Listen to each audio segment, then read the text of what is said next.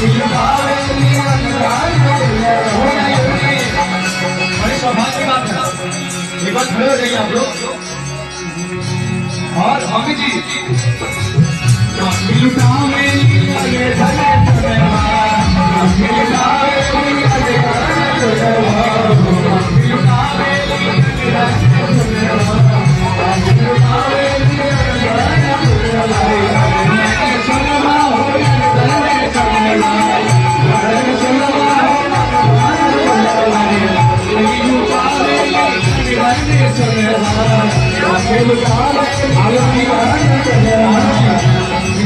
नाम में आता है तो ज्यादा अच्छा है।